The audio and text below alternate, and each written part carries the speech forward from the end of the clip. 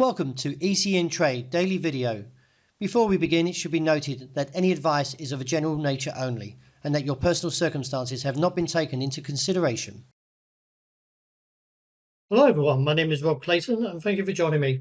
As you can see, the upside challenge recently was sharply rejected as it got closer to the 71-cent handle. Not quite backing away though from the RSI, so any renewed challenges again does expect the resistance around 71 figure 35 to hold as a supply zone, and if so could send the market back towards the bottom side of the range, seen around 70 cents, and reassess from there. Meanwhile, US inflation has also softened with the release of the July PPI unchanged month on month, below expectations for a 0.2% rise, while core PPI increased by 0.2%. Despite the softer inflation backdrop, the market is still appear to be struggling after this whipsaw price action, and the dollar still appears to be somewhat showing demand. But keeping an eye on the technicals, because the MACD is not supporting the rise, so we could find a snap to the downside.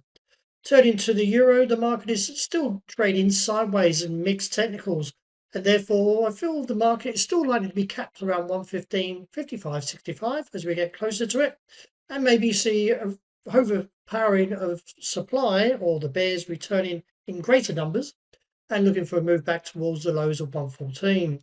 Turning to dollar yen, we've got three hanging men, and that is possibly quite bearish. And if so, I feel that anywhere towards that level of 159.50 to 160 as a supply zone, and still likely to see a downward move back towards the lows of 158.65 or lower towards the bottom side of this range, anywhere from 155 to 157.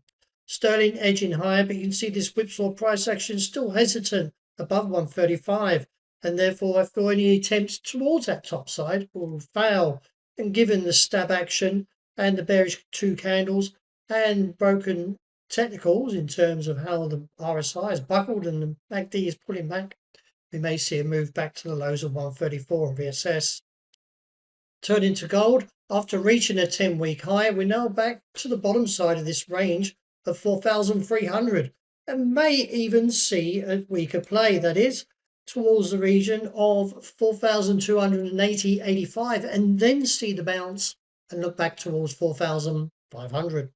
And wrapping up with oil, the market is attempting to recover after bouncing off the midway point. MACD hasn't broken down yet.